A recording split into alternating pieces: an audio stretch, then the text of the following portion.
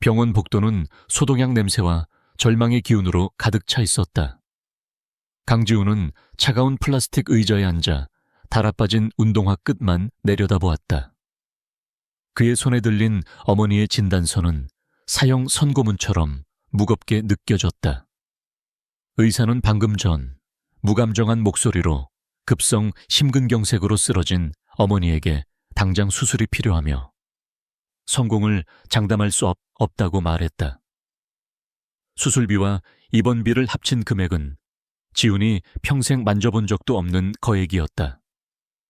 그의 어깨를 짓누르는 삶의 무게는 이미 한계에 다다랐지만 세상은 그에게 조금의 쉼도 허락하지 않았다. 그는 몇 년 동안 건설 현장 아르바이트와 설계 사무소의 자비를 병행하며 건축가의 꿈을 간신히 붙들고 있었다. 하지만 그의 초라한 통장 잔고는 어머니의 생명을 구하기엔 턱없이 부족했다. 보호자분, 결정하셨습니까? 시간이 없습니다. 간호사의 재촉하는 목소리가 지훈의 귓가를 파고들었다. 그는 고개를 들어 하얀 벽을 무기력하게 바라보았다. 벽 너머 중환자실에 누워있는 어머니의 희미한 얼굴이 어른거렸다. 평생 아들 하나만을 위해 헌신해온 어머니였다. 그런 어머니를 돈 때문에 잃을 수는 없었다. 지훈은 자리에서 벌떡 일어났다. 그의 눈에는 더 이상 망설임이 없었다. 그는 모든 금융기관의 대출을 알아보고 심지어는 불법적인 사채까지 생각했지만 담보 하나 없는 가난한 청년에게 돈을 빌려줄 곳은 아무데도 없었다. 마지막으로 그는 자신이 가장 아끼는 낡은 가방 속에 고이 간직해온 설계 도면들을 떠올렸듯 떠올렸다. 몇 년간 밤을 새워가며 완성한 그의 꿈과 영혼이 담긴 역작이었다. 이것을 팔아서라도 돈을 마련해야 했다. 그는 비참한 심정으로 병원을 나섰다. 밤늦게까지 여러 설계사무소와 건설사를 찾아다녔지만 무명의 청년이 내민 설계도면에 관심을 보이는 사람은 없었다.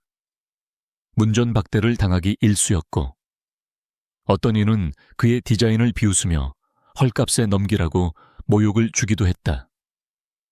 세상의 냉혹함에 온몸이 부서지는 듯한 고통을 느끼며 지훈은 마지막으로 한강 다리 위를 터벅터벅 걸었다. 차가운 강바람이 그의 뺨을 스쳤다. 그는 난간에 기대어 깊고 어두운 강물을 내려다보았다. 한순간 모든 것을 포기하고 싶은 충동이 밀려왔지만 병상에 누워있는 어머니의 얼굴이 떠올라 차마 그럴 수 없었다. 그때였다. 그의 등 뒤에서 맑고 차가운 목소리가 들려왔다. 그 설계도 팔 생각 있습니까? 지훈은 깜짝 놀라 뒤를 돌아보았다. 그곳에는 한 여자가 서 있었다. 검은색 실크 원피스에 몸에 딱 맞는 트렌치 코트를 걸친 비현실적으로 아름다운 여자였다. 화장기 없는 얼굴은 창백할 정도로 하얗고 칠흑 같은 긴 생머리는 밤바람에 부드럽게 흩날렸다. 그녀의 눈은 깊고 고요한 호수 같아서 그 안을 들여다보는 것만으로도 빨려 들어갈 것 같은 기분이 들었다. 그녀는 지훈이 들고 있는 도면이 담긴 원통을 가리키고 있었다. 지훈은 경계심을 늦추지 않고 물었다. 누구시죠? 제 도면을 어떻게... 당신이 오늘 찾아왔던 사무소 중 하나에 제가 잠시 들렀습니다. 다들 당신의 디자인을 쓰레기 취급했지만 저는 생각이 좀 다릅니다. 여자의 목소리는 감정이 거의 느껴지지 않았지만 그 내용은 지훈의 심장을 뛰게 했다. 처음으로 누군가 그의 작품을 알아봐 준 것이다. 하지만 그는 곧 이성을 되찾았다. 이런 상황에서 낯선 여자가 갑자기 나타나 접근하는 것은 분명 정상적인 일이 아니었다. 얼마를 원하시죠? 여자가 다시 물었다. 그녀의 말투는 마치 시장에서 물건값을 흥정하는 것처럼 사무적이었다. 지훈은 잠시 망설이다가 절박한 심정으로 어머니의 수술비 전액을 불렀다. 터무니없는 금액이라는 것을 알았지만 지금 그에게는 선택의 여지가 없었다. 그는 여자가 비웃거나 미친 사람 취급하며 돌아설 것이라고 예상했다. 하지만 여자의 반응은 그의 예상을 완전히 벗어났다. 좋습니다. 그 돈 제가 드리죠. 하지만 조건이 있습니다. 지훈의 눈이 커졌다. 그는 자신의 귀를 의심했다. 여자는 한치의 망설임도 없이 거액을 수락했다. 무세운 조건입니까? 저와 결혼해주세요. 여자의 입에서 나온 말은 지훈의 머릿속을 하얗게 만들었다. 결혼. 생전 처음 보는 여자와 결혼이라니. 그는 자신이 잘못 들었거나 혹은 이 여자가 제정신이 아니라고 생각했다. 장난하는 겁니까? 지금 제 상황이 장난처럼 보이시나요? 지훈의 목소리가 날카롭게 변했다. 그러나 여자는 여전히 표정 변화 없이 그를 응시했다. 장난 아닙니다. 진심이에요. 1년 동안. 서류상으로만 제 남편이 되어주면 됩니다. 그 대가로 어머니의 수술비와 병원비 전액, 그리고 당신이 안정적으로 생활할 수 있는 자금을 지원하겠습니다. 1년 뒤에는 아무 일 없었다는 듯이 깨끗하게 이혼해 줄 겁니다. 이 계약 기간 동안 당신은 제 사생활에 대해 어떤 질문도 할 수 없고 저 역시 당신의 삶에 깊이 관여하지 않을 겁니다. 그것은 너무나도 비현실적인 제안이었다. 마치 악마의 거래 같았다. 지훈은 혼란스러웠다.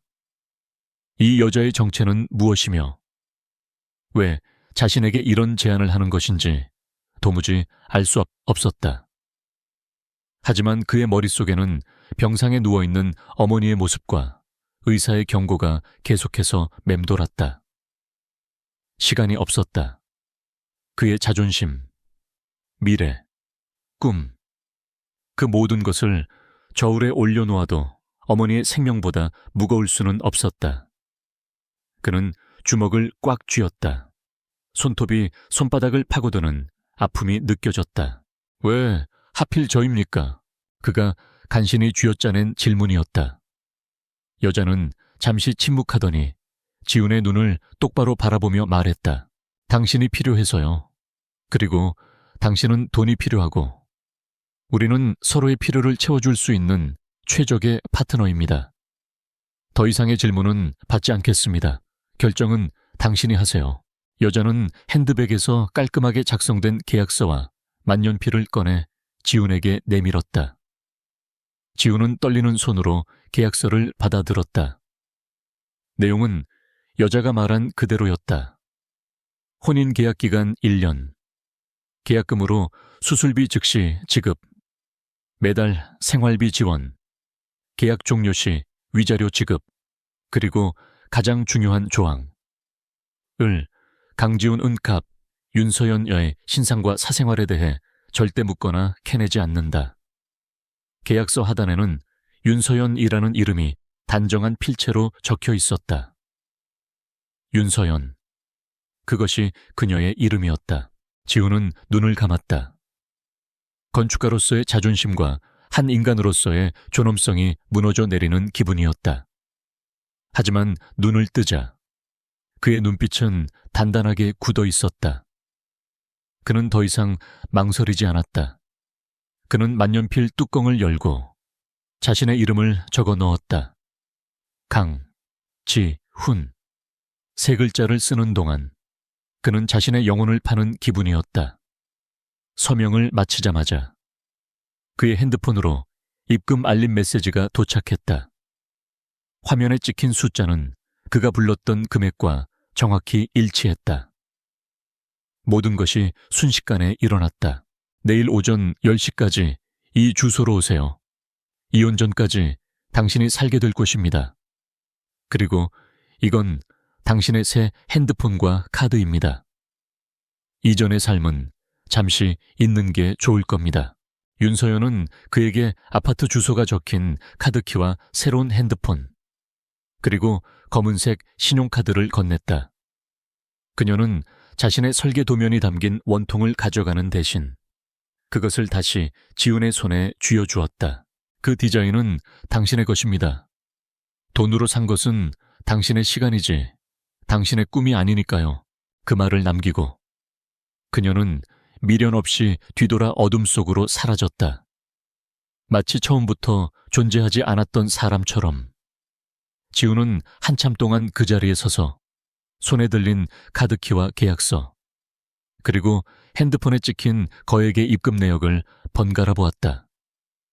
차가운 강바람이 불어왔지만 그는 아무것도 느낄 수 없었다. 현실감이 전혀 없었다. 그는 방금 자신의 1년을 낯선 여자에게 팔았다. 그리고 그 대가로 어머니의 생명을 구했다. 그것으로 충분하다고. 그는 스스로를 위로했다. 그는 곧장 병원으로 달려가 수술 동의서에 서명하고 비용을 지불했다. 어머니는 응급수술에 들어갔고 몇 시간 뒤 의사는 수술이 성공적으로 끝났다고 알려주었다. 지우는 수술실 앞에서 털썩 주저앉아 안도의 한숨을 내쉬었다. 하지만 기쁨도 잠시. 그의 마음속에는 다시 어두운 그림자가 드리워졌다. 내일부터 시작될 낯선 삶. 그리고 윤서연이라는 미지의 여자. 그는 과연 이 위험한 거래를 무사히 마칠 수 있을까? 다음 날 아침 지우는 서연이 알려준 주소의 오피스텔 앞에 섰다. 최고급 주상복합 건물은 그가 평소에 지나다니며 감탄하던 완벽한 디자인의 건축물이었다. 보안 시스템을 통과하고 엘리베이터를 타고 꼭대기층에 내리자 그의 눈앞에는 상상 이상의 공간이 펼쳐졌다. 현관문을 열고 들어선 내부는 미니멀리즘의 정수를 보여주는 인테리어로 꾸며져 있었다. 통유리창 너머로는 서울의 정형이 한눈에 들어왔다. 지우는 건축가로서 이런 공간을 꿈꿔왔지만 그 주인이 자신이 될 것이라고는 상상도 해본 적 없었다. 거실 테이블 위에는 서류 봉투 하나가 놓여 있었다. 그 안에는 혼인신고서와 함께 간단한 메모가 들어 있었다. 구청으로 가서 제출하세요. 지우는 쓴웃음을 지으며 서류를 챙겨 집을 나섰다. 모든 것이 일사천리로 진행되었다. 그는 윤서연이라는 여자와 법적으로 부부가 되었다. 하지만 그녀는 그곳에 없었다. 결혼 첫날, 신랑은 텅 빈 집을 혼자 지켰다. 저녁이 되어도 그녀는 돌아오지 않았다. 핸드폰에는 어떤 연락도 없었다.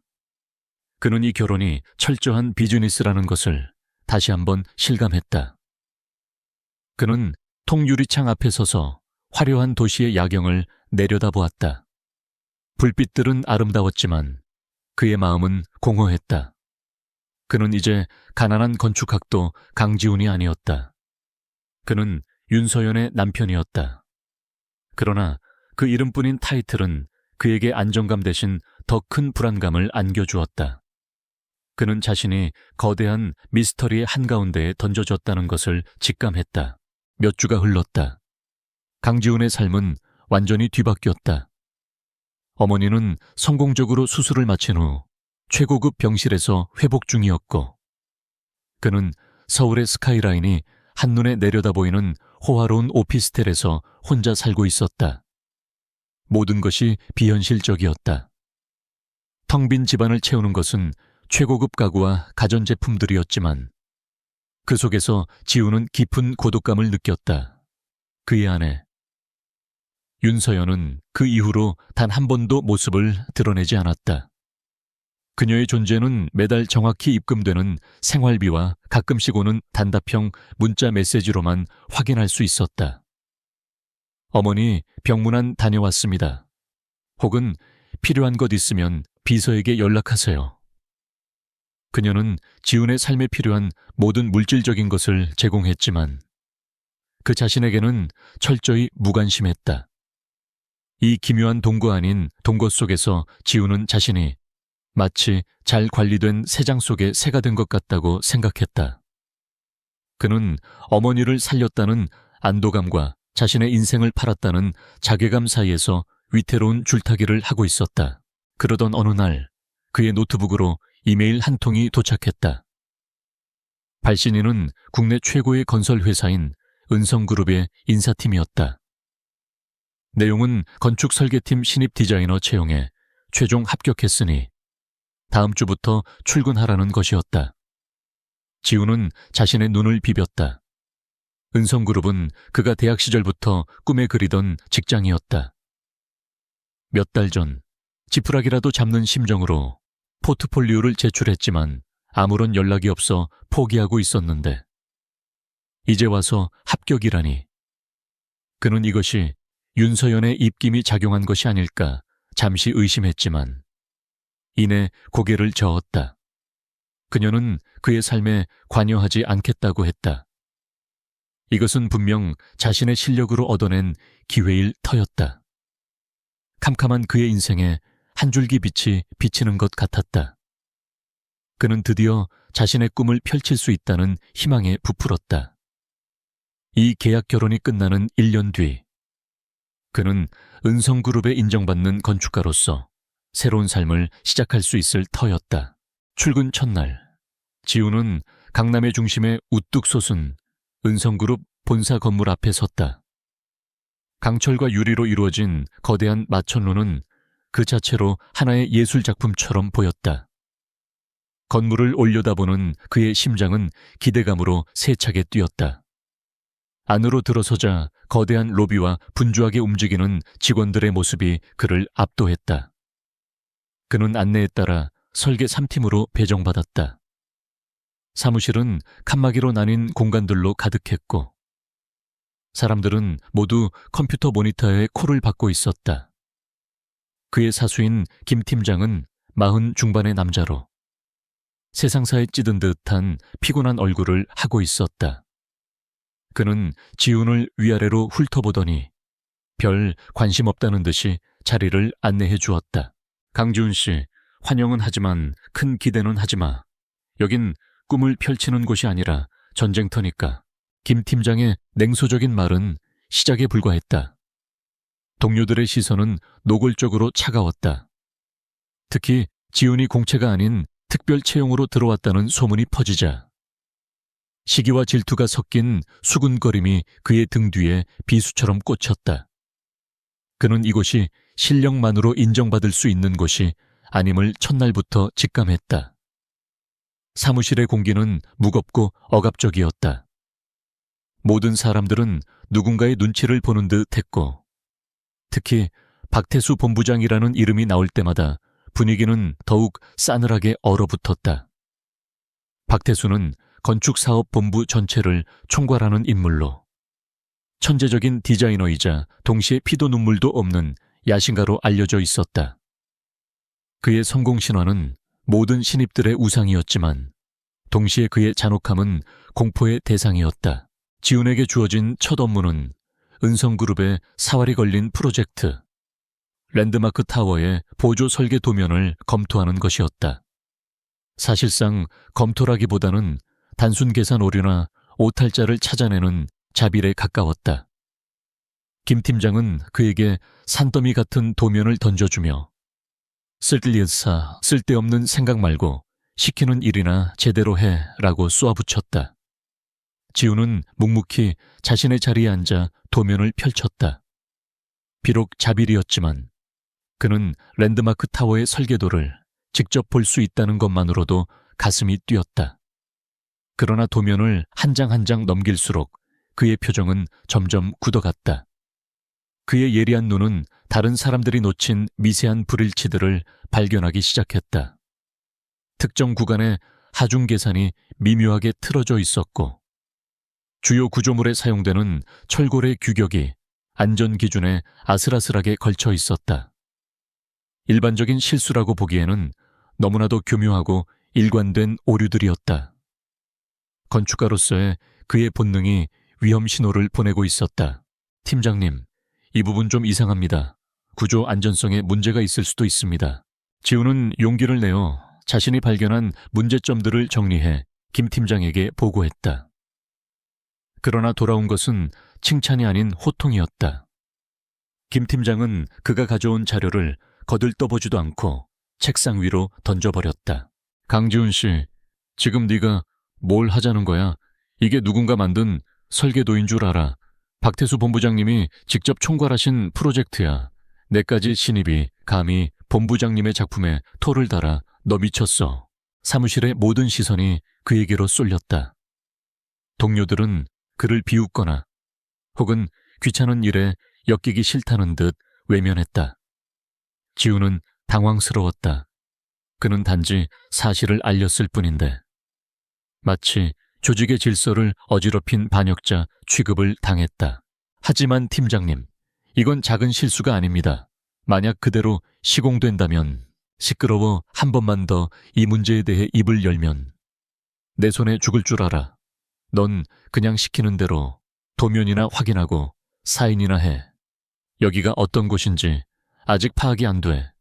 튀어나온 돌이 정 맞는다는 말도 몰라. 김 팀장의 협박에 지우는 더 이상 아무 말도 할 수 없었다. 그는 자신의 자리로 돌아와 멍하니 모니터를 바라보았다. 거대한 조직의 부조리함과 부패의 냄새를 맡은 것 같았다. 그의 정의감과 건축가로서의 양심이 크게 흔들렸다. 그는 이 문제를 모른 척하고 넘어갈 것인가? 아니면 위험을 무릅쓰고 진실을 파헤칠 것인가에 기로에 섰다. 그날 밤 지우는 무거운 마음으로 오피스텔에 돌아왔다. 그런데 어두워야 할 거실에 희미한 불빛이 새어 나오고 있었다. 그는 조심스럽게 안으로 들어섰다. 소파에 윤서연이 앉아 있었다. 몇 주 만에 처음 보는 모습이었다. 그녀는 무릎 위에 서류 뭉치를 올려놓고 조용히 읽고 있었다. 지훈의 기척을 느낀 그녀가 고개를 들었다. 두 사람 사이에 어색한 침묵이 흘렀다. 왔어요. 그녀의 목소리는 여전히 차갑고 사무적이었다. 네. 지훈은 짧게 대답하고는 그녀의 옆을 지나치려 했다. 그가 은성그룹에 다니고 있다는 것을 그녀가 알까? 왠지 모르게 그는 그녀에게 회사 이야기를 꺼내고 싶지 않았다. 사회 직장은 할만해요. 그녀가 무심코 던진 질문에 지우는 순간 멈칫했다. 그녀의 표정은 평소와 다름없이 무표정했지만 지우는 그 질문에 어떤 의도가 숨어있는 것은 아닌지 경계하게 되었다. 그냥 그렇죠.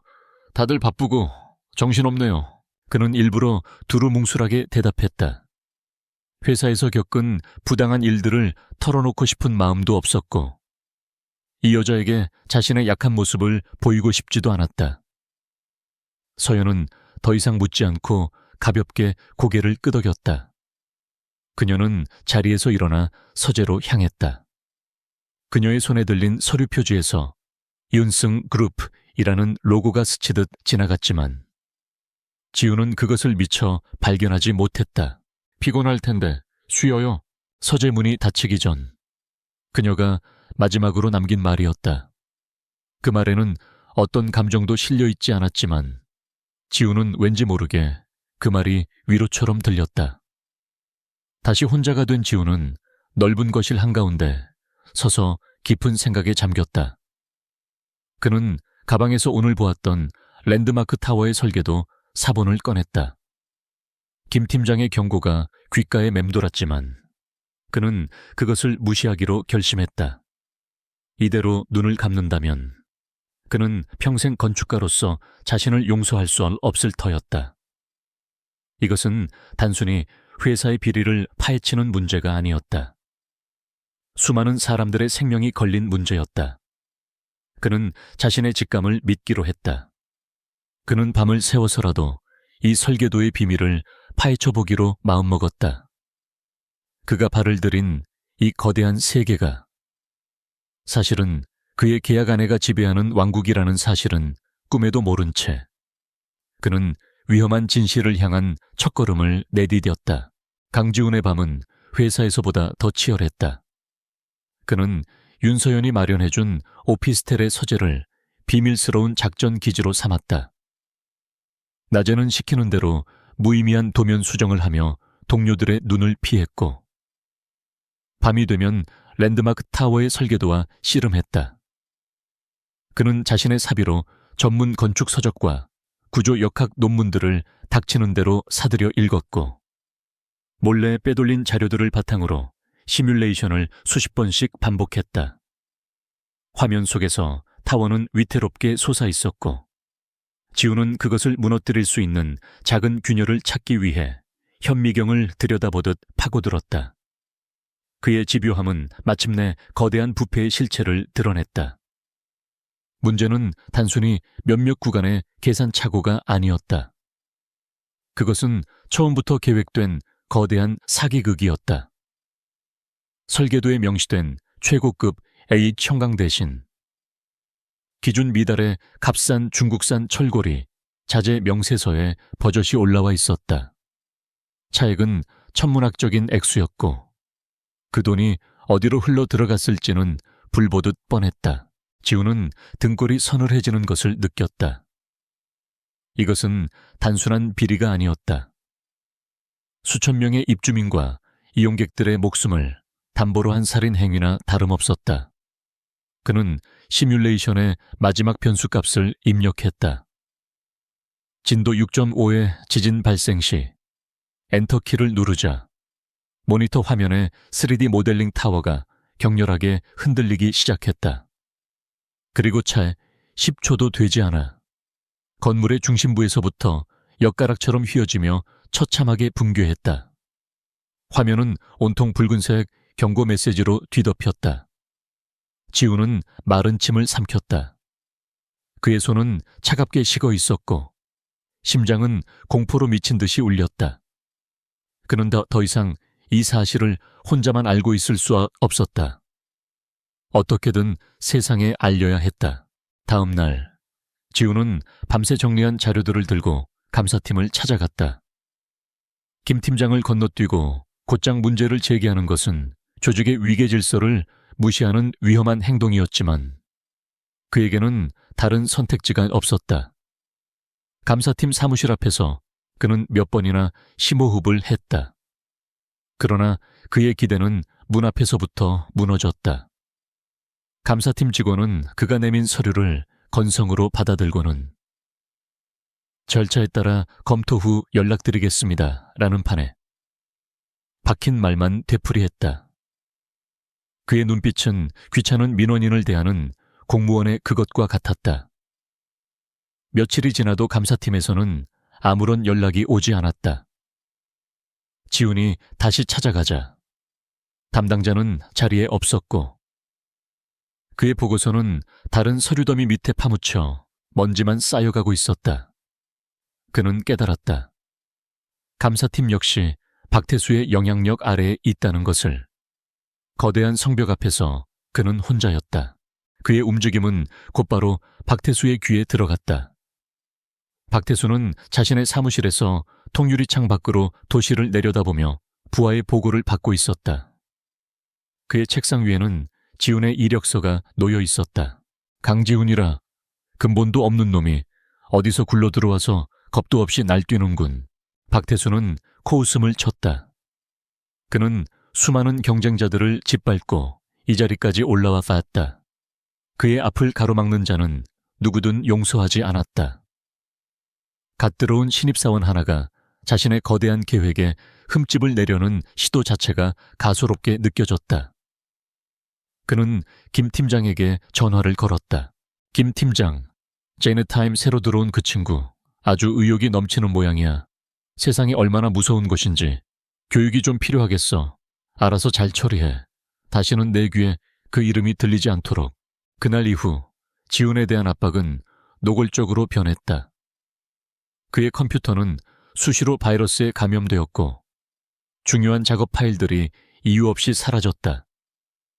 동료들은 그를 유령 취급했고 아무도 그에게 말을 걸거나 눈을 마주치지 않았다. 그는 완벽한 섬이 되었다. 그러나 그는 포기하지 않았다. 오히려 이런 방해 공작은 그의 의심을 확신으로 바꿔주었다. 그는 더 이상 회사 내부에서 해결할 수 없다고 판단하고 외부 언론이나 시민단체에 제보할 준비를 시작했다. 그는 모든 증거 자료를 USB에 백업하고 암호화하여 보관했다. 위험은 예상보다 빨리 찾아왔다. 그날은 야근을 마치고 지하 주차장으로 내려가던 길이었다. 인적이 드문 주차장 기둥 뒤에서 건장한 남자 2명이 나타나 그의 앞을 가로막았다.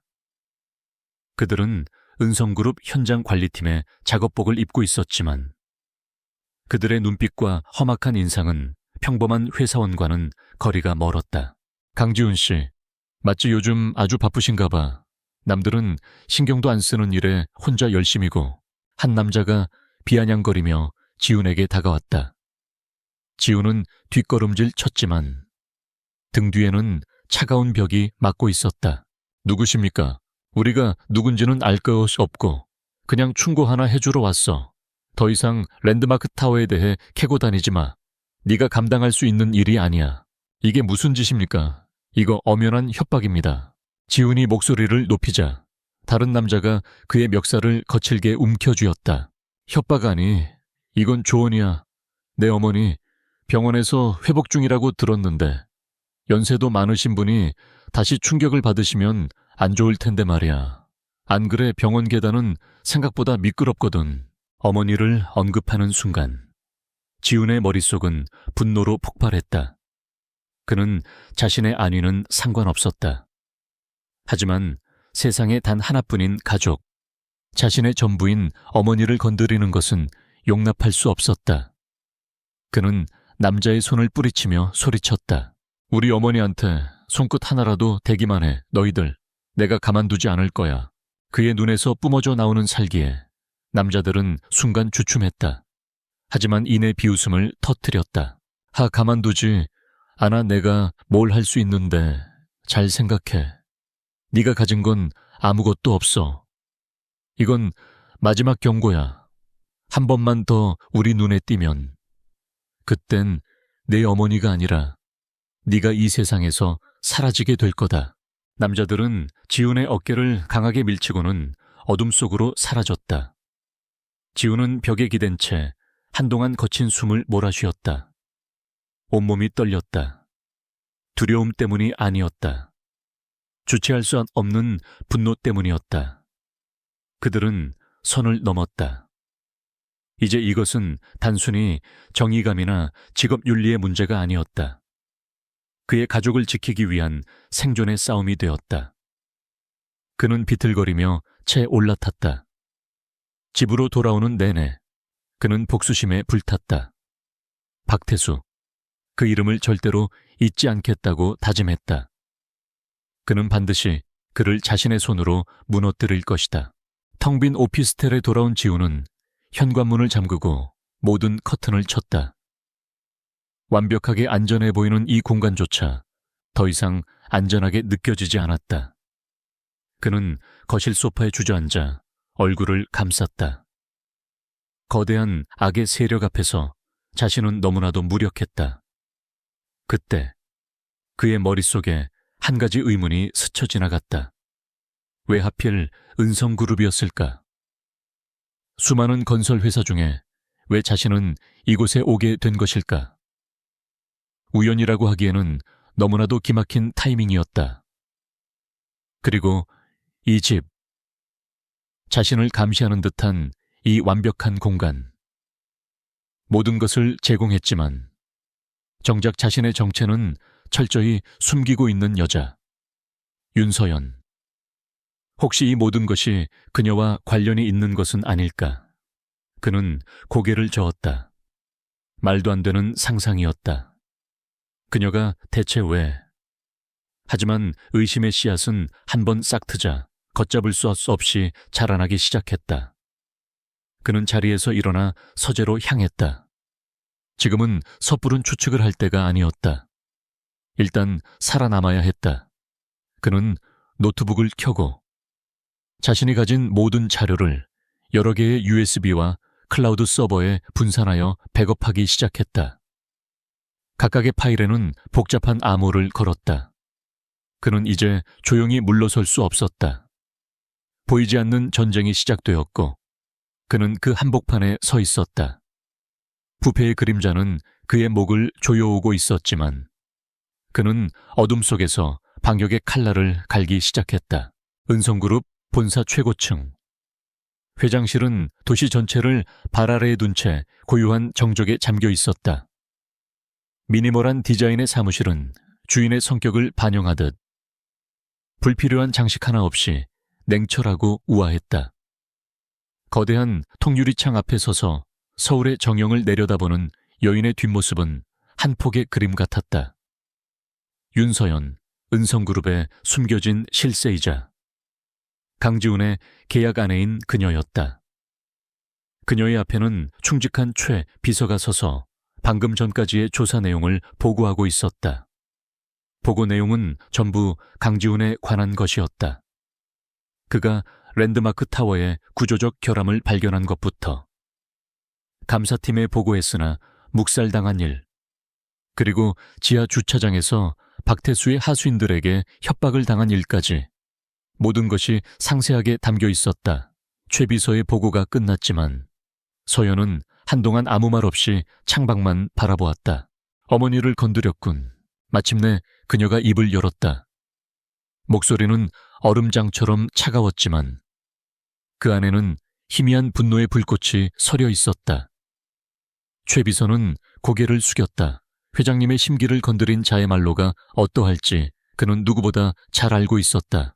어떻게 처리할까요? 박태수 본부장을 당장... 아니, 아직 때가 아니야. 서연은 단호하게 그의 말을 잘랐다. 그녀는 천천히 몸을 돌렸다. 그녀의 눈빛은 모든 것을 꿰뚫어 보는 듯 깊고 날카로웠다. 박태수는 단순히 개인의 비리를 저지르는 임원이 아니었다. 그는 회사 내부에 거미줄처럼 퍼져 있는 부패 세력의 중심이었다. 섣불리 그를 건드렸다가는 꼬리만 잘릴 뿐. 몸통은 놓치게 될 터였다. 그녀는 더 큰 그림을 그리고 있었다. 선대 회장이었던 아버지가 남긴 유산이자 골칫거리인 이 부패의 암덩어리를 뿌리째 도려낼 생각이었다. 그리고 강지훈은 그 계획의 가장 중요한 메스였다. 그녀가 수많은 사람 중에 그를 선택한 것은 우연이 아니었다. 그녀는 그의 포트폴리오에서 가난과 무명 속에 숨겨진 천재성을 보았고 뒷조사를 통해 그의 강직한 성품과 절대 타협하지 않는 고집을 확인했다. 외부인이자 순수하고 실력 있는 건축가.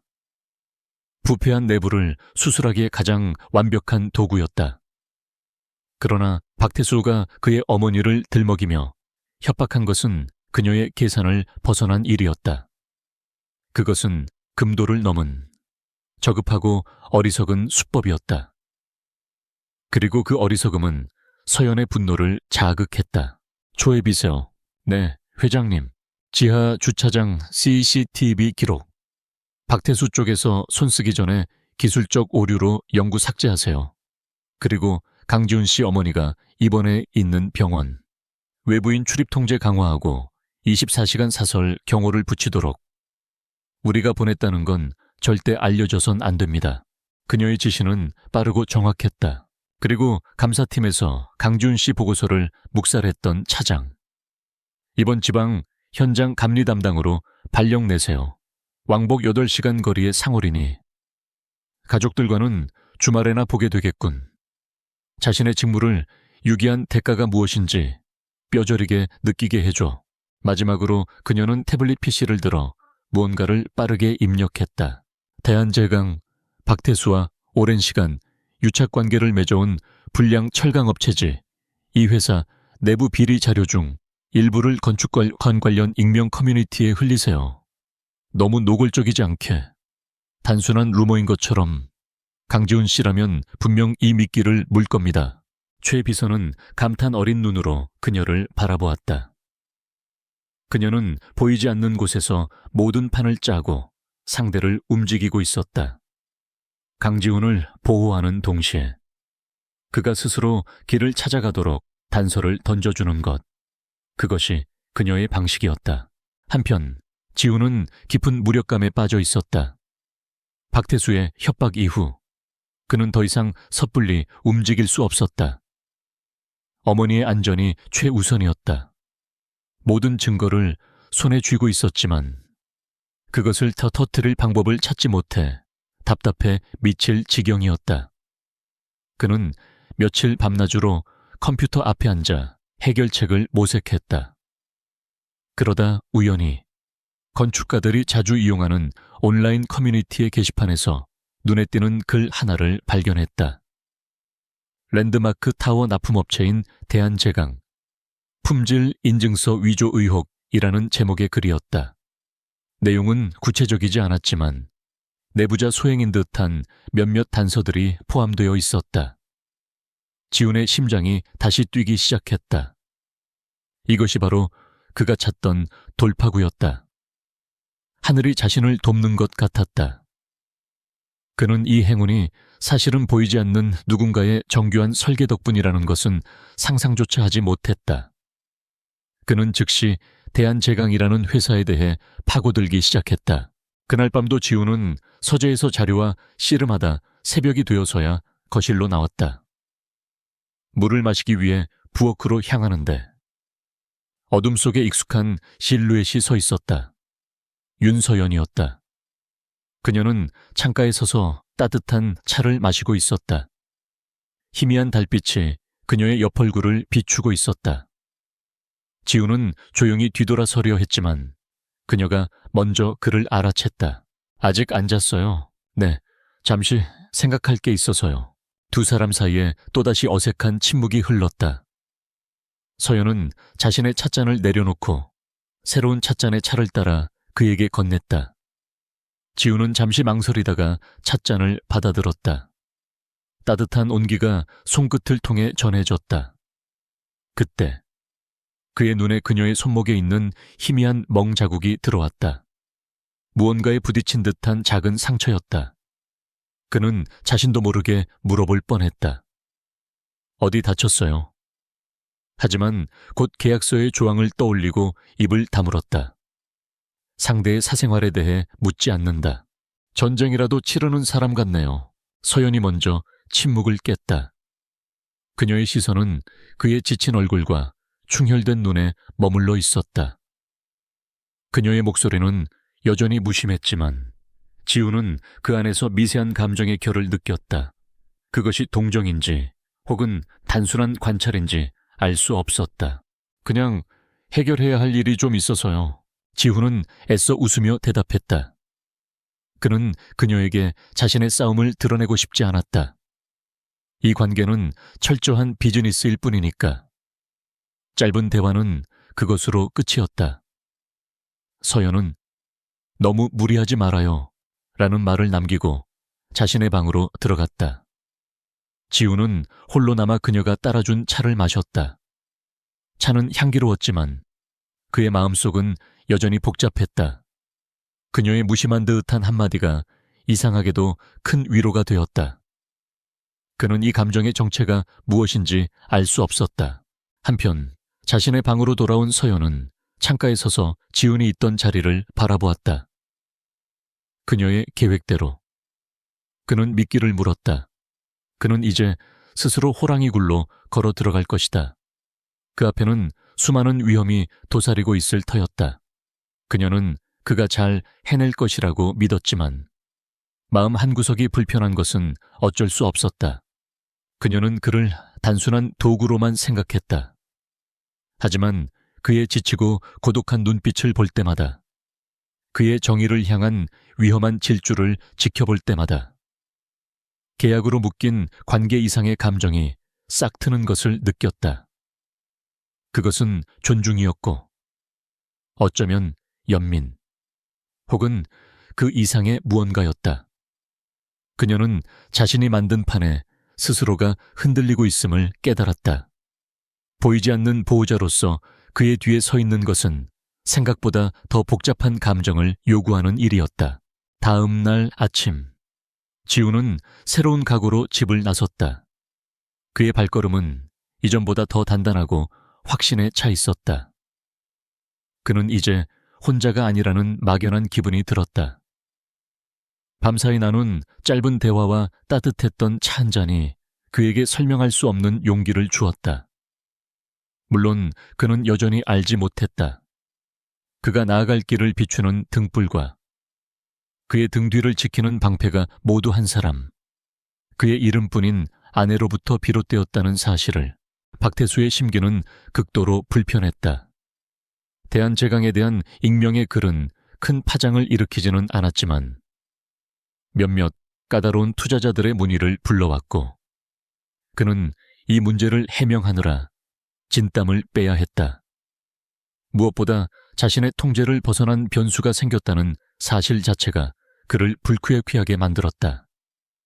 강지훈이라는 이 하찮은 신입사원은 그의 예상보다 훨씬 더 성가신 존재였다. 몇 번의 경고와 협박에도 불구하고 그는 여전히 보이지 않는 곳에서 무언가를 파헤치고 있었다. 박태수는 더 이상 이 벌레를 내버려 둘 수 없다고 판단했다. 가볍게 밟아 터뜨려 다시는 기어오르지 못하게 만들어야 했다. 그는 자신의 야망에 방해가 되는 것은 무엇이든 제거해왔고 이번에도 예외는 없었다. 그는 곧장 김 팀장을 자신의 사무실로 호출했다. 김 팀장, 자네가 제대로 처리하지 못해서 일이 이 지경까지 왔어. 박태수는 책상에 앉아 손톱을 다듬으며 차갑게 말했다.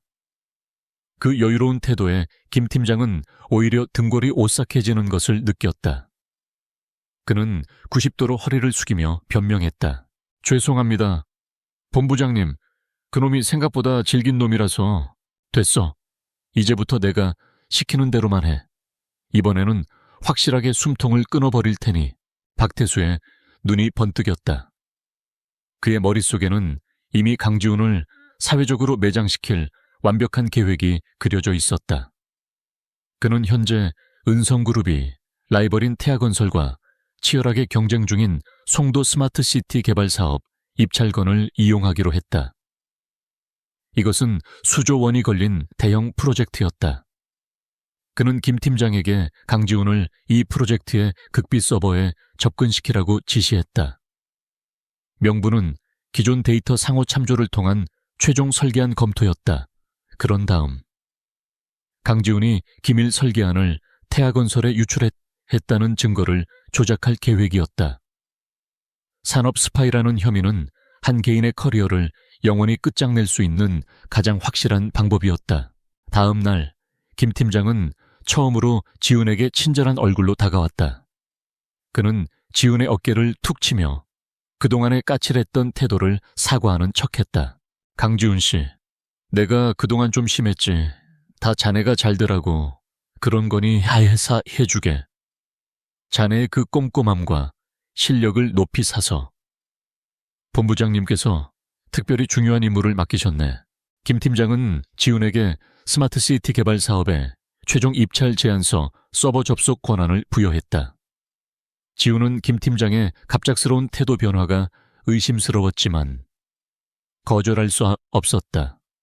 무엇보다 이 중요한 프로젝트의 데이터에 접근할 수 있다면 박태수의 또 다른 비리 증거를 찾아낼 수 있을지도 모른다는 기대감이 생겼다. 그는 이것이 자신을 올가맬 치명적인 덫이라는 사실을 까맣게 모른 채 미끼를 물고 말았다. 그는 서버에 접속해 주어진 업무를 수행하는 척하며 필사적으로 부패의 흔적을 찾았다. 하지만 입찰 제안서는 너무나도 깨끗했다. 함정이라는 것을 눈치채지 못한 채 그는 시스템에 자신의 접속 기록만 고스란히 남기고 말았다. 그날 밤 모든 직원이 퇴근한 후 박태수의 정보팀 전문가는 지훈의 워크스테이션 IP를 이용해 외부로 데이터를 전송한 기록을 조작했다. 수신지는 기업 스파이 활동에 자주 이용되는 해외 서버였다. 그리고 다음 날 아침 회사 전체가 발칵 뒤집혔다. 태아건설이 은성그룹의 제안서와 소름 끼치도록 유사한 내용으로 입찰에 참여했다는 소식이 전해진 것이다. 즉시 긴급 임원 회의가 소집되었다. 회의실의 공기는 살얼음판처럼 차가웠다.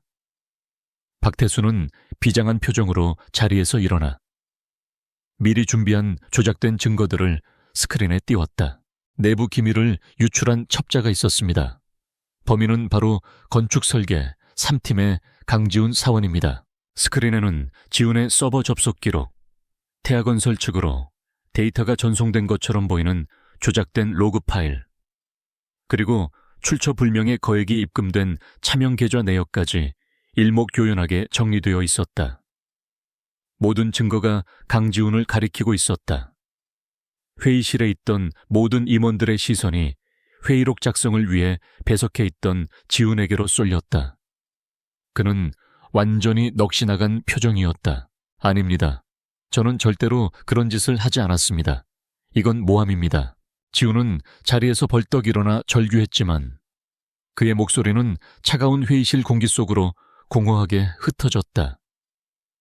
박태수는 그를 경멸 어린 눈으로 쳐다보며 말했다. 모함, 여기 모든 증거가 자네를 가리키고 있네.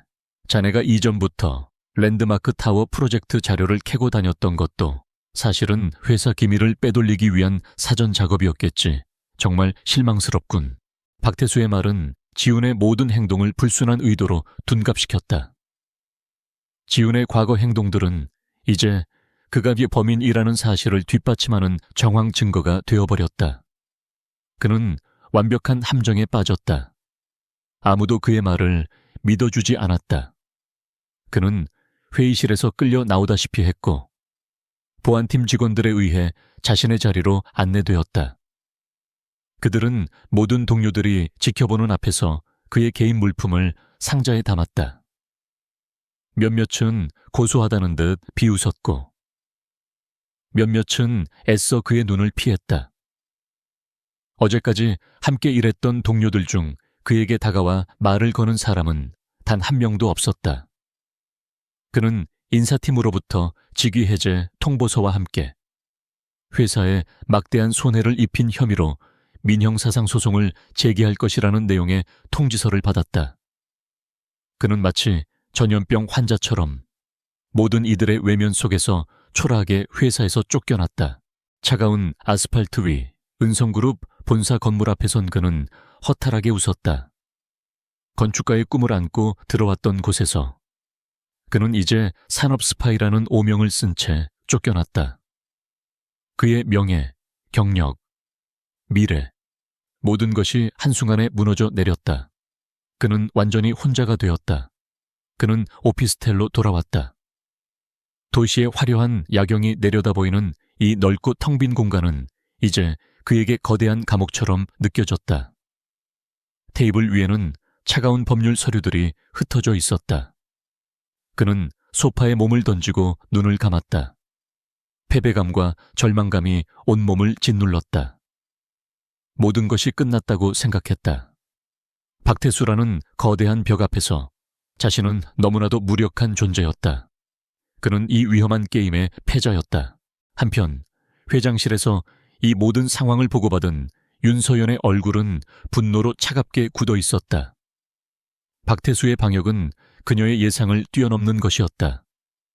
그는 이제 단순히 지훈을 겁주는 수준을 넘어 그의 인생 자체를 파괴하려 하고 있었다. 산업 스파이라는 낙인은 설령 무죄로 밝혀진다 해도 평생 그를 따라다닐 주홍글씨가 될 터였다. 서연은 주먹을 꽉 쥐었다.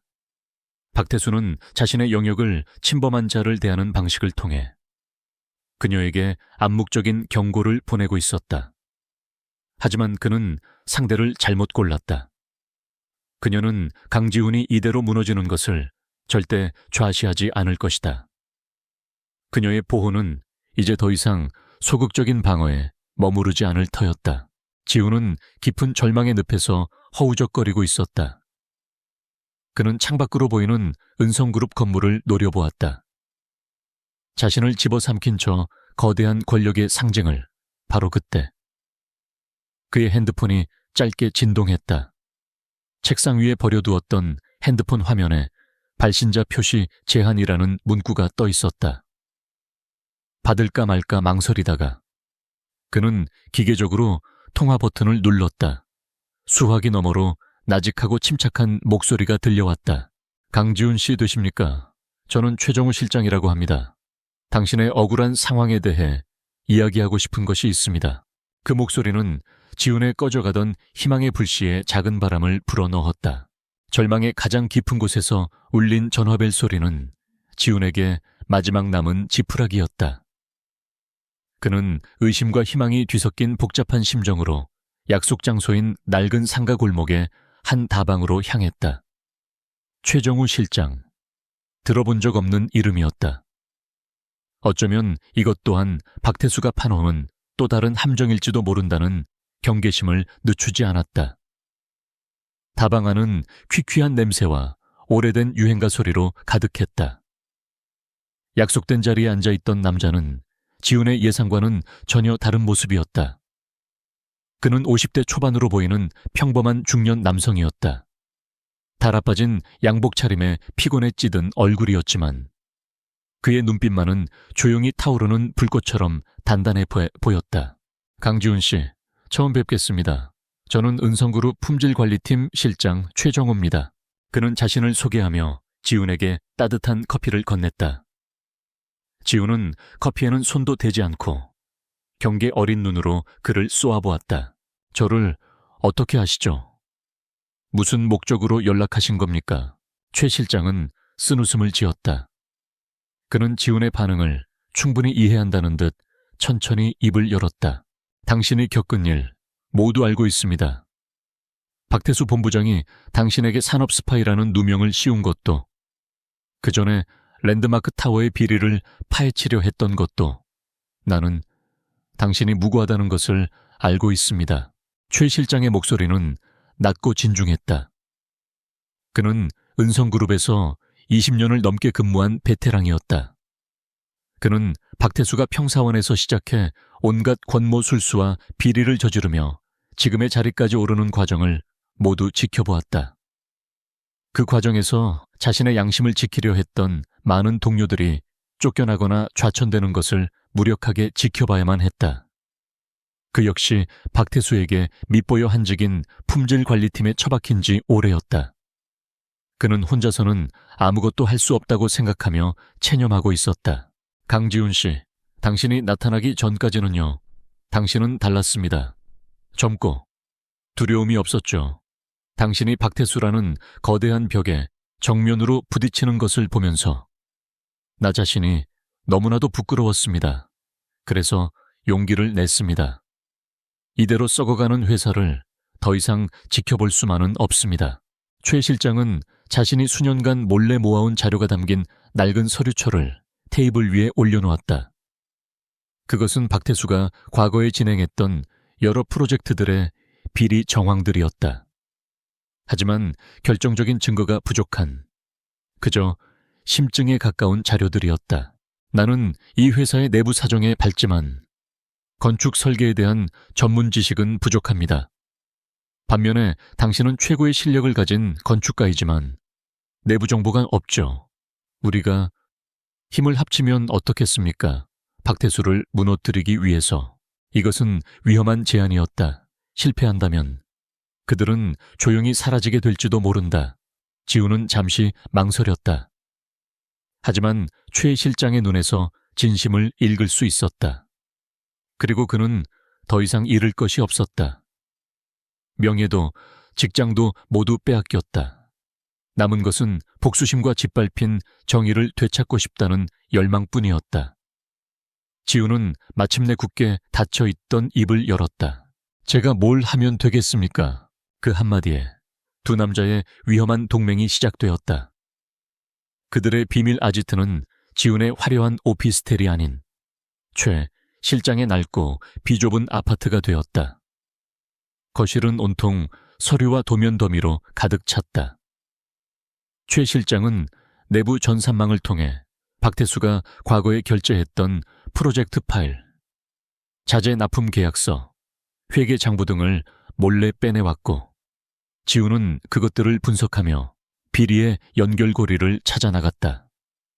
그들의 작업은 마치 거대한 퍼즐 조각을 맞추는 것과 같았다. 최 실장이 내부자의 시각으로 정보의 흐름을 짚어주면 지훈은 전문가의 눈으로 설계도의 허점을 파고들었다. 밤낮 없이 이어진 작업 끝에 그들은 박태수의 범죄 제국의 실체에 점차 다가갔다.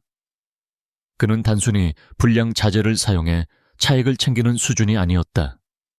유령 회사를 설립해 공사 대금을 빼돌리고 하청업체로부터 상습적으로 뇌물을 받았으며 경쟁사의 프로젝트를 방해하기 위해 조직적인 사보타주까지 저질렀다. 랜드마크 타워는 그의 수많은 범죄 중 빙산의 일각에 불과했다. 이 아르고 개발이라는 회사, 이상합니다. 설립된 지 3년밖에 안 됐는데 우리 회사의 주요 프로젝트에 계속해서 컨설팅 업체로 참여하고 있습니다. 그런데 정작 이렇다 할 실적이 없어요. 지훈이 유령 회사로 의심되는 업체의 서류를 가리키며 말했다. 최 실장은 그 이름을 듣자마자 무릎을 쳤다.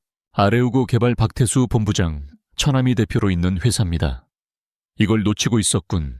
퍼즐의 중요한 한 조각이 맞춰지는 순간이었다. 그들은 박태수가 가족 명의의 유령 회사를 통해 비자금을 조성하고 세탁해왔다는 확신을 갖게 되었다. 증거는 차고 넘쳤지만 문제는 이 모든 것이 교묘하게 법망을 피해갈 수 있도록 설계되었다는 점이었다. 그들에게는 박태수의 숨통을 단번에 끊어놓을 수 있는 결정적인 한 방이 필요했다. 한편 윤서연은 최 비서로부터 강지훈과 최정우 실장이 접촉했다는 보고를 받았다. 그녀의 입가에 희미한 미소가 떠올랐다. 최정우 실장은 그녀가 구출해야 할 의인 리스트에 올려두었던 인물이었다. 그가 스스로 움직여준 것은 계획에 없던 긍정적인 변수였다. 그녀는 강지훈이 더 이상 혼자가 아니라는 사실에 미묘한 안도감을 느꼈다. 두 사람이 움직이는데 방해가 되는 것들은 조용히 치워주세요. 하지만 직접적으로 개입하지는 마세요. 증거는 그들 스스로의 힘으로 찾아야만 진정한 힘을 가질 수 있습니다. 우리는 그들이 절벽 끝에 섰을 때 떨어지지 않도록 보이지 않는 그물만 쳐주면 됩니다. 서연의 지시에 따라 최 실장과 지훈이 접근해야 할 과거 데이터 서버의 보안 등급이 일시적으로 낮춰졌고 박태수의 감시가 그들에게 미치지 못하도록 다른 곳으로 시선이 분산되었다. 지훈과 최 실장은 자신들의 조사가 순조롭게 진행되는 것이 온전히 자신들의 노력 덕분이라고 생각했지만 사실은 거대한 보호막이 그들을 감싸고 있었다. 며칠 후 지훈과 최 실장은 마침내 결정적인 단서를 찾아냈다. 그것은 대한제강과 아르고 개발 사이에 수상한 자금 흐름이었다. 대한제강이 랜드마크 타워에 불량 철골을 납품하면서 부풀린 대금 중 일부가 아르고 개발의 연구개발 자물료라는 명목으로 꾸준히 흘러들어간 정황을 포착한 것이다. 이것은 뇌물수수와 횡령의 명백한 증거였다. 찾았어요, 실장님. 우리가 해냈습니다. 지훈이 흥분된 목소리로 외쳤다.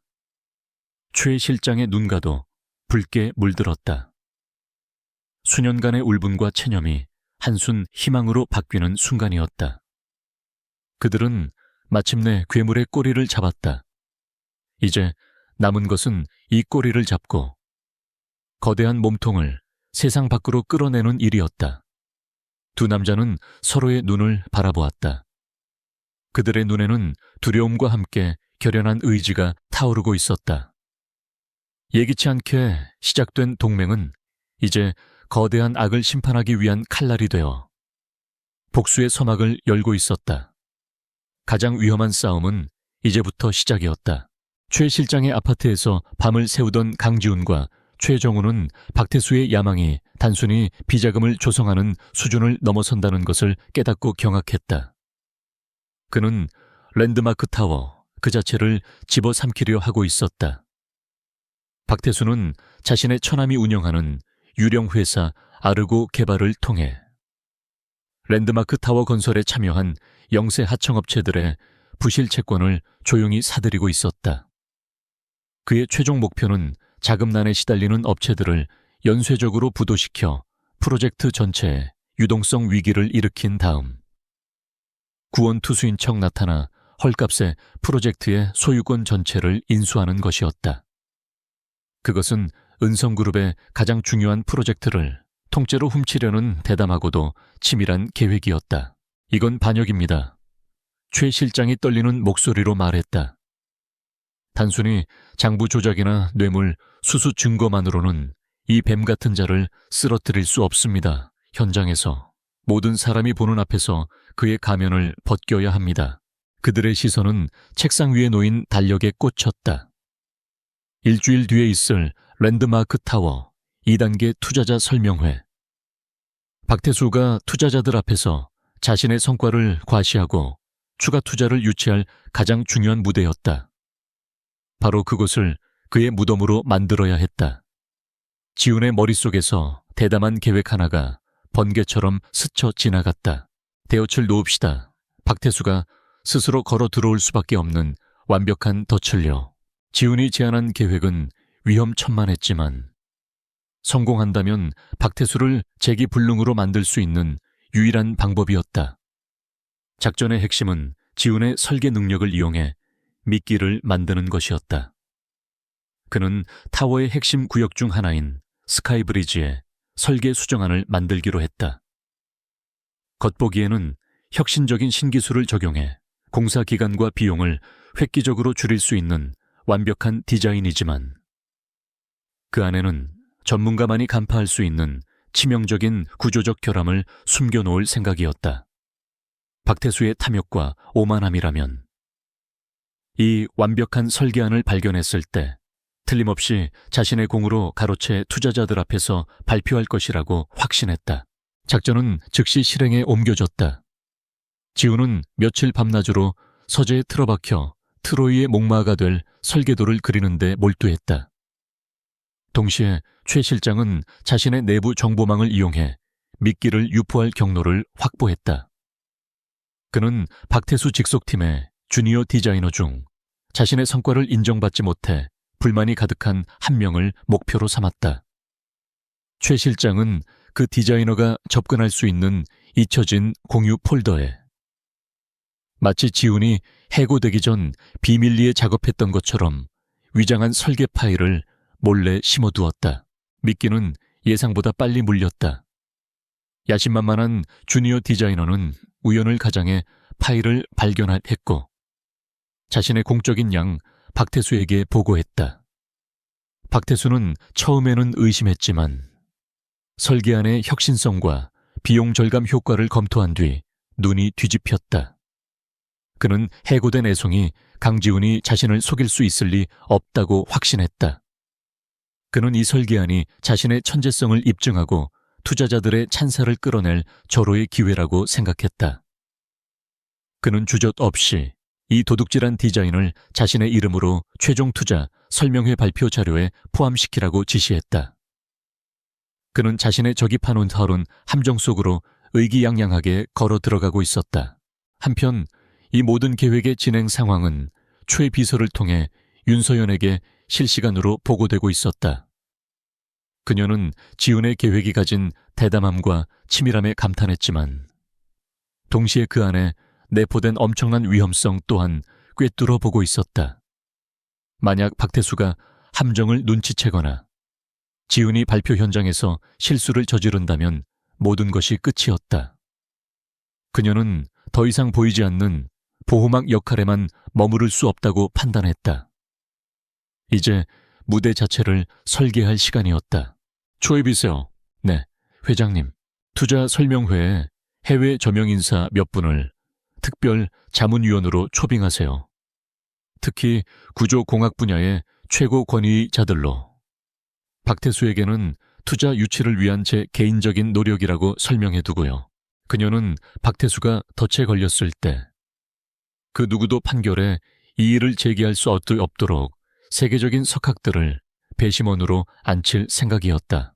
그리고 설명회 전체를 사내 방송이 아닌 외부 보안 서버로 실시간 스트리밍하세요. 모든 발언과 영상이 단 1초의 오차도 없이 기록되도록. 마지막으로 법무팀과 보안팀 전개 인력들을 행사장 주변에 대기시키세요. 제 사인이 떨어지는 즉시 움직일 수 있도록. 서연은 조용하지만 신속하게 움직였다.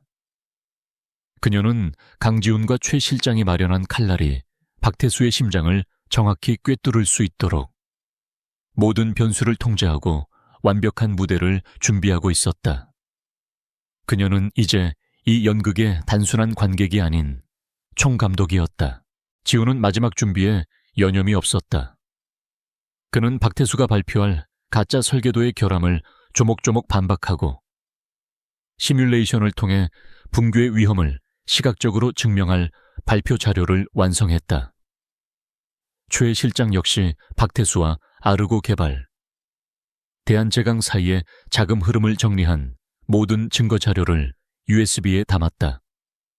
그들은 모든 것을 걸었다. 이 싸움에서 패배하면 그들에게 내일은 없었다. 투자 설명회 전날 밤, 지우는 텅 빈 오피스텔 거실에서 홀로 노트북 화면을 보며 발표 내용을 수없이 되뇌고 있었다. 극도의 긴장감에 손바닥이 축축하게 젖어왔다. 그때 등 뒤에서 조용한 노크 소리가 들렸다. 돌아보자 그곳에 윤서연이 서 있었다.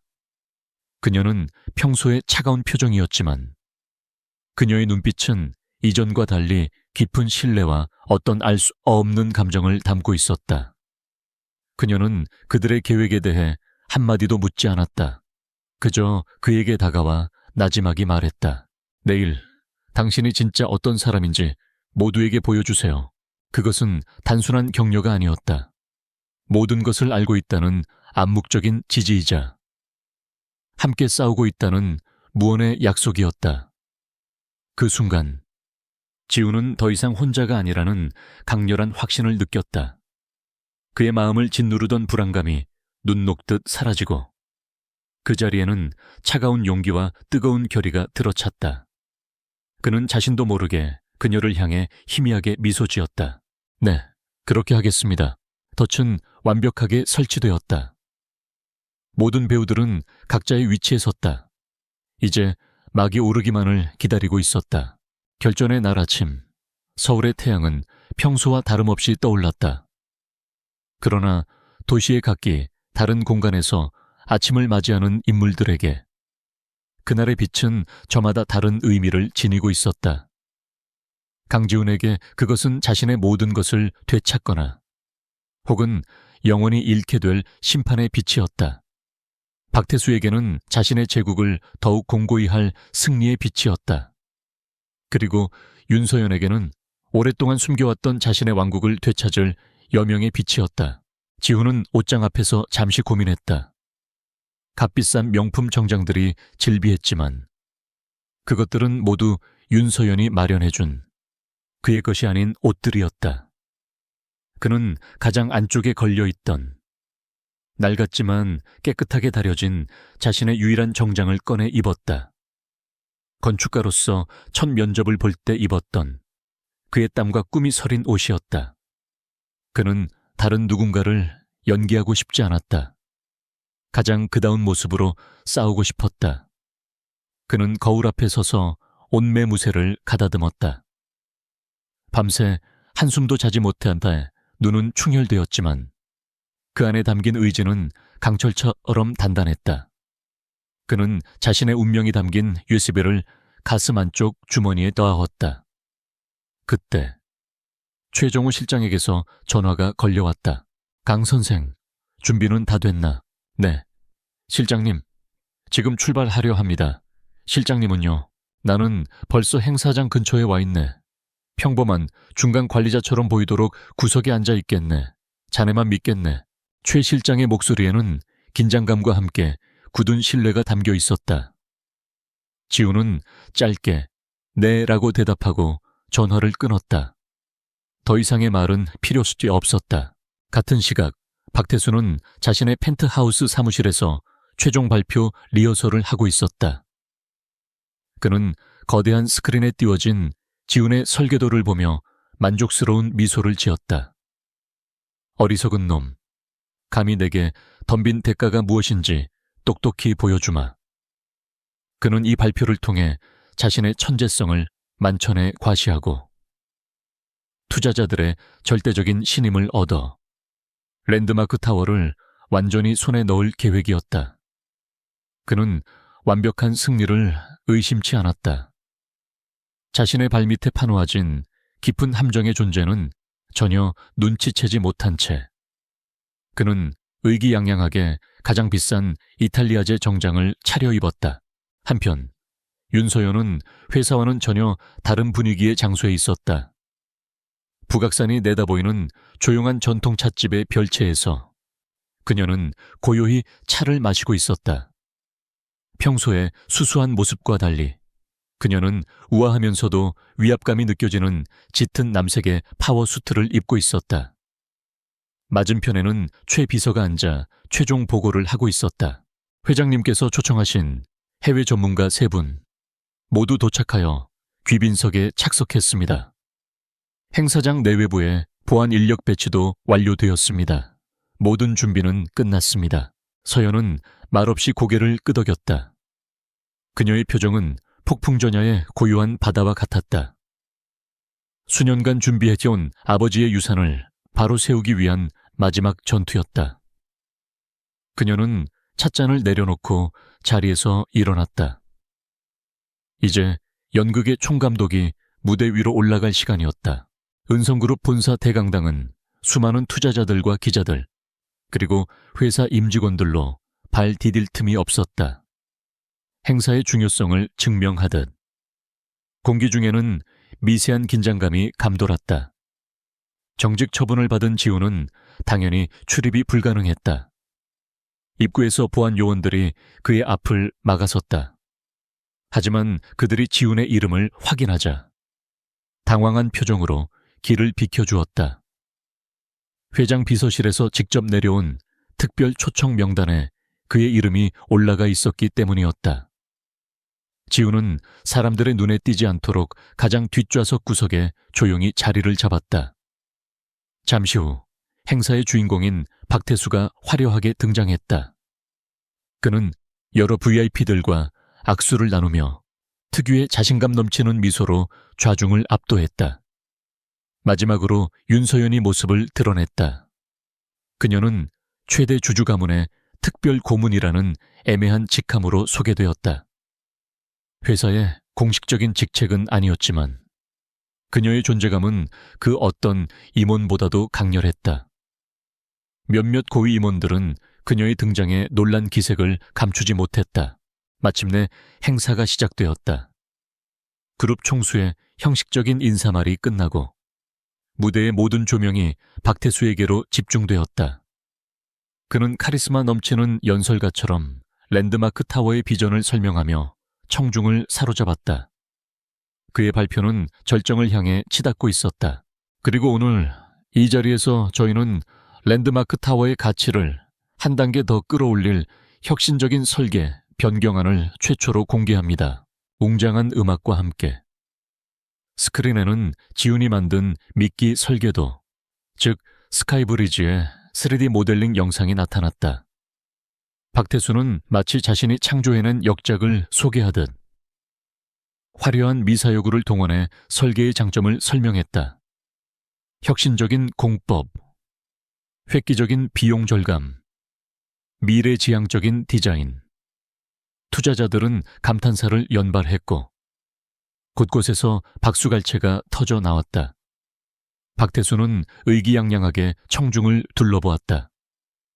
그의 시선이 맨 뒷자리에 앉아있는 지훈과 마주쳤다. 그는 지훈을 향해 누구도 눈치채지 못할 만큼 미세하게, 그러나 더없이 경멸적인 조소를 보냈다. 이게 바로 너와 나의 차이다. 벌레 같은 놈. 그의 눈빛이 그렇게 말하고 있었다. 발표가 성공적으로 끝나고 사회자가 다음 순서를 진행하려던 순간이었다. 장내의 모든 소음을 뚫고 낮지만 단호한 목소리 하나가 강당 전체에 울려 퍼졌다. 그 설계의 구조적 안정성에 대해 질문이 있습니다. 모든 사람들의 시선이 목소리가 들려온 곳으로 일제히 쏠렸다. 강당 맨 뒷자리, 어둠 속에 서 있던 강지훈이 천천히 앞으로 걸어 나오고 있었다. 그의 눈빛은 더 이상 패배자의 그것이 아니었다. 그의 눈은 진실이라는 검을 든 전사의 눈빛으로 타오르고 있었다. 박태수의 얼굴에서 미소가 사라졌다. 장내에는 숨막히는 정적이 흘렀다. 폭풍의 서막이었다. 강지훈이 앞으로 걸어 나오자 대강당의 모든 소음이 거짓말처럼 멎었다. 수백 명의 시선이 일제히 그에게로 향했다. 분노와 당혹감으로 얼굴이 붉게 달아오른 박태수가 마이크에 대고 고함을 질렀다. 저 자를 당장 끌어내. 저자는 우리 회사의 기밀을 훔쳐 팔아넘긴 산업 스파이야. 어디서 신성한 발표회장을 더럽히는 건가. 보안 요원들이 지훈을 향해 달려오기 시작했다. 지훈은 그 자리에 멈춰 서서 무대 위의 박태수를 흔들림 없는 눈으로 응시했다. 요원들의 손이 그의 어깨에 닿으려던 바로 그 순간 장내에 또 다른 목소리가 울려 퍼졌다. 차갑고 우아했지만 그 누구도 거스를 수 없는 권위가 담긴 목소리였다. 잠깐 모두의 시선이 소리가 난 곳 귀빈석에 앉아있던 윤서연에게로 향했다. 그녀는 꼿꼿한 자세로 앉아 무표정한 얼굴로 상황을 지켜보고 있었다. 특별 고문의 자격으로 저분의 질문을 들어보는 것이 좋겠군요. 이 자리에 계신 중요한 투자자분들의 궁금증을 명명백백하게 해소하는 것도 주최 측의 중요한 의무라고 생각합니다. 그녀의 말은 정중했지만 그 안에는 거부할 수 없는 명령이 담겨 있었다. 박태수는 이 상황을 만든 불청객만큼이나 예상치 못한 변수인 윤서연의 개입에 당황했다. 투자자들 앞에서 투명하고 공정한 모습을 보여야 하는 그로서는 그녀의 제안을 거절할 명분이 없었다. 그는 울며 겨자 먹기로 좋습니다. 어디 한번 말해보시죠. 어떤 터무니없는 변명을 늘어놓을지 기대되는군요. 라며 비꼬았다. 보안 요원들이 물러서자 지훈은 옆에 있던 보조 연단으로 조용히 걸어갔다. 그는 떨리지 않는 손으로 자신의 USB를 노트북에 꽂았다. 안녕하십니까. 전 은성그룹 건축설계팀에서 근무했던 강지훈입니다. 그의 차분한 목소리가 강당에 울려 퍼졌다. 그리고 다음 순간 메인 스크린의 화면이 바뀌었다. 박태수가 자랑했던 화려한 스카이브리지의 3D 영상 대신 복잡한 구조역학, 시뮬레이션 데이터가 화면을 가득 채웠다. 방금 박태수 본부장님께서 발표하신 설계안은 겉보기에는 혁신적일지 모르나 치명적인 결함을 안고 있습니다. 지훈은 전문가가 아닌 투자자들도 이해하기 쉬운 언어로 설계에 숨겨진 구조적 오류들을 하나씩 지적하기 시작했다. 특정 지점에 과도하게 쏠리는 하중, 강풍과 지진에 취약한 연결부, 기준 미달의 자재를 사용했을 때 발생하는 연쇄 붕괴의 위험성까지. 그의 설명이 이어질수록 강당은 술렁이기 시작했다. 특히 귀빈석에 앉아있던 해외의 구조, 공학 전문가들은 심각한 표정으로 서로 의견을 나누며 고개를 끄덕였다. 그들은 지훈의 분석이 얼마나 정확하고 예리한지 단번에 알아차렸다. 박태수는 얼굴이 새하얗게 질려 소리쳤다. 겨우짓말 마. 저건 모두 조작된 데이터야. 나를 음해하기 위한 비열한 술수라고. 하지만 지훈은 그의 발악에 흔들리지 않았다. 그는 다음 화면으로 프레젠테이션을 넘겼다. 그리고 이 설계 결함은 단순한 실수가 아닙니다. 이것은 비용 절감을 위한 의도적인 범죄 행위의 일부입니다. 스크린에는 은성그룹에서 대한제강으로 그리고 대한제강에서 유령 회사인 아르고 개발로 흘러들어간 거대한 자금의 흐름이 한눈에 보기 쉽게 도식화되어 나타났다. 아르고 개발의 법인 등기부등본, 그리고 그 대표가 박태수의 처남이라는 사실까지. 모든 진실이 적나라하게 드러나는 순간이었다. 그때 청중석에 앉아있던 최정우 실장이 벌떡 일어섰다. 제가 증인입니다. 저는 품질관리팀장으로서 박태수 본부장이 수년간 저지른 모든 비리와 횡령을 증언하겠습니다. 현직 부서장의 폭탄 선언은 박태수에게 날리는 결정타였다. 이제 그를 옹호하는 사람은 아무도 없었다. 완벽하게 궁지에 몰린 박태수는 이성을 잃고 말았다. 그는 연단 위에서 미친 사람처럼 날뛰며 지훈과 최 실장을 손가락질하 했다. 저놈들을 당장 잡아. 저놈들은 이 프로젝트를 망치려는 태아건설의 첩자들이야. 바로 그 순간이었다. 윤서연이 자리에서 일어나 무대 중앙으로 천천히 걸어갔다. 강당의 모든 조명이 마치 약속이라도 한 듯 그녀를 따라 움직였다. 그녀는 당황한 사회작에서 마이크를 건네받았다. 그녀의 차가운 목소리가 스피커를 통해 강당 전체를 지배했다. 박태수 본부장, 당신의 저급한 연극은 이제 끝났습니다. 그녀는 잠시 숨을 고르고 경악과 혼란에 빠진 청중들을 향해 몸을 돌렸다. 여러분, 제 소개를 다시 하겠습니다.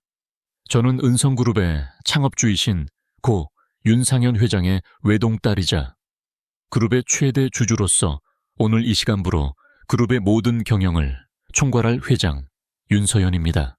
강당은 그야말로 아수라장이 되었다.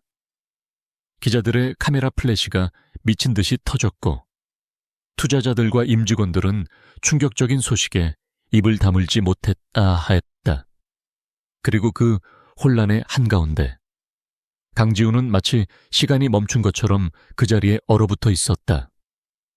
한강 다리 위에서 처음 만났던 비밀스러운 여자, 아무런 감정 없이 계약 결혼을 제안했던 여자, 언제나 텅 빈 집을 지키던 그의 이름뿐인 아내.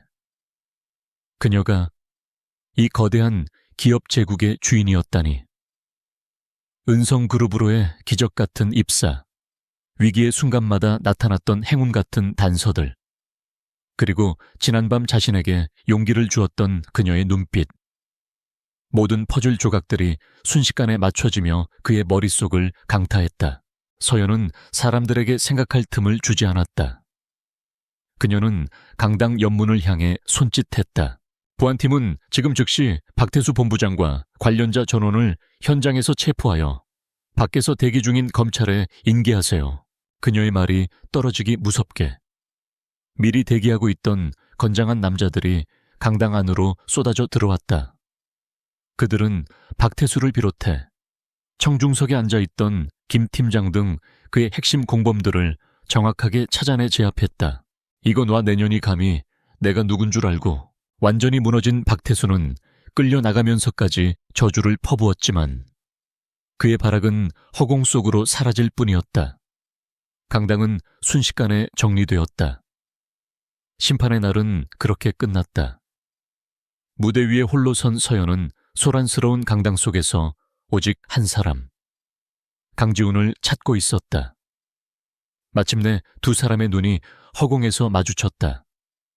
지훈의 눈에는 충격과 혼란, 그리고 배신감과 이해가 뒤섞인 복잡한 감정이 담겨 있었다.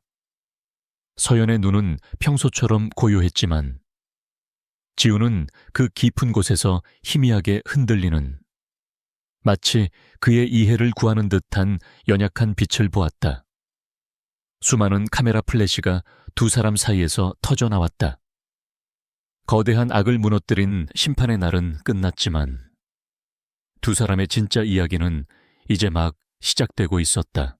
박태수의 제국이 무너진 후 몇 달의 시간이 흘렀다.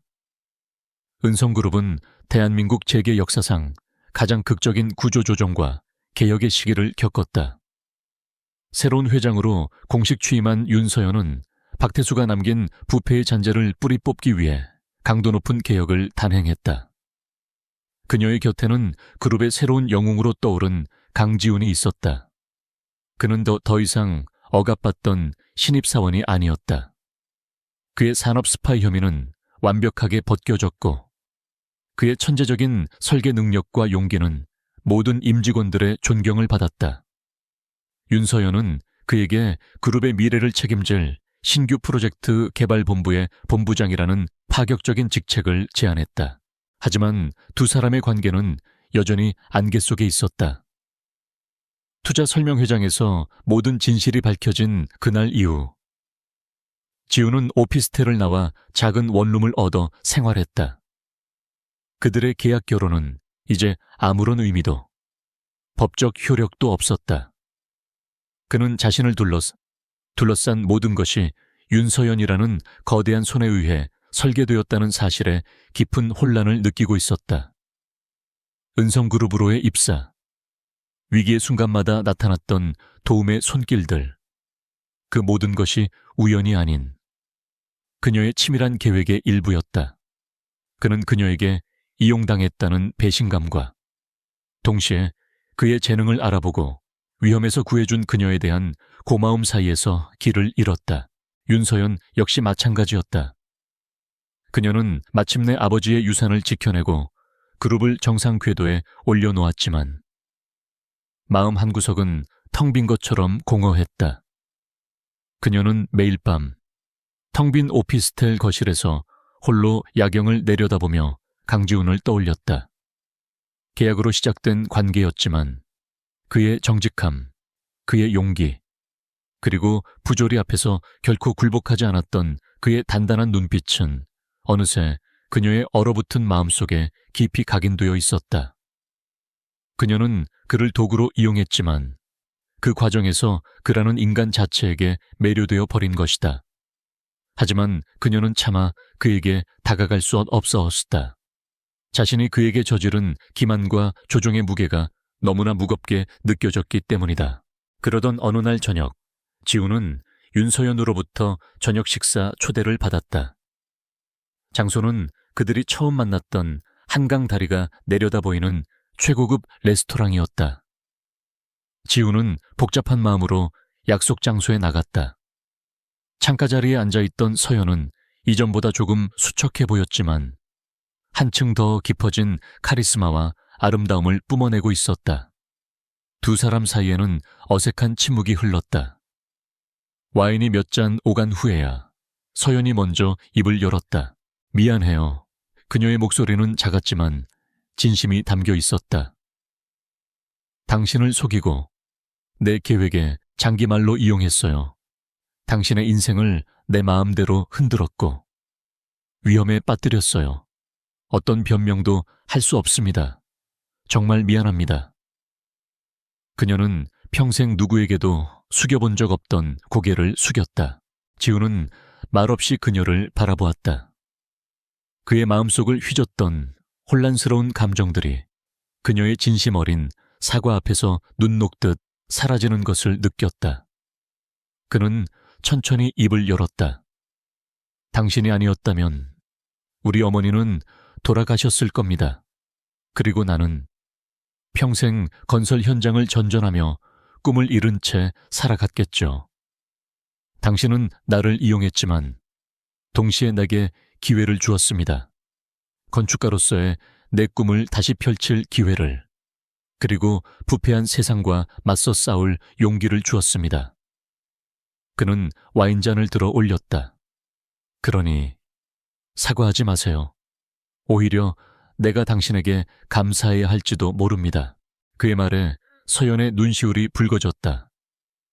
두 사람은 처음으로 계약관계나 회장과 직원이 아닌 한 남자와 한 여자로서 서로를 마주보았다. 그들은 서로에게 상처를 주었지만 동시에 서로를 구원한 기묘한 인연이었다. 이제 우리의 계약은 끝났어요. 서연이 말했다. 당신은 자유예요. 당신이 원하는 곳 어디든 갈 수 있고 무엇이든 할 수 있어요. 알고 있습니다. 지훈이 대답했다. 하지만 내가 정말로 원하는 것이 무엇인지 이제야 알게 된 것 같습니다. 그는 자리에서 일어나 그녀의 옆으로 다가갔다. 그리고 그녀의 손을 부드럽게 잡았다. 나는 당신과 함께하고 싶습니다. 윤서연 씨, 당신의 계약 남편으로서가 아니라 당신의 파트너로서, 당신의 건축가로서, 그리고 당신의 남자로서. 그의 갑작스러운 고백에 서연은 놀라 눈을 크게 떴다. 지우는 주머니에서 작은 반지 상자를 꺼냈다. 그 안에는 화려하지는 않지만 마치 밤하늘의 별처럼 영롱하게 빛나는 작은 다이아몬드 반지가 들어있었다. 이 반지는 내가 처음으로 내 힘으로 내 월급을 모아 산 것입니다. 비록 당신이 가진 것에 비하면 보잘것없겠지만 내 모든 진심이 담겨 있습니다. 나와 다시 시작해 주시겠습니까? 서연의 눈에서 뜨거운 눈물이 흘러내렸다. 그녀는 말없이 고개를 끄덕였다. 지훈이 그녀의 손가락에 반지를 끼워주는 순간 가난한 남자와 낯선 여자의 기묘한 만남으로 시작되었던 이야기는 마침내 진실한 사랑의 약속으로 완성되었다. 몇 년 후 서울의 스카이라인은 새로운 랜드마크의 탄생으로 다시 한번 바뀌었다. 바로 은성그룹의 새로운 본사 건물이자 시민들을 위한 복합 문화 공간인 윤숭 아트타워였다. 이 혁신적인 건물을 설계한 사람은 대한민국 최고의 건축가로 떠오른 강지훈이었다. 그리고 그 프로젝트를 총괄하고 지지해준 사람은 재계에서 가장 존경받는 리더로 자리매김한 윤서연 회장이었다. 그들은 타워의 가장 높은 곳, 도시 전체가 내려다보이는 스카이라운지에 나란히 서 있었다. 그들의 손은 굳게 맞잡혀 있었다. 가난한 남자가 낯선 여자와 결혼했지만 그녀가 여성 총재라는 것을 알게 되었다. 그리고 그들은 함께 세상을 바꾸고 서로의 세상이 되었다. 그들의 진짜 이야기는 이제 막 시작되고 있었다.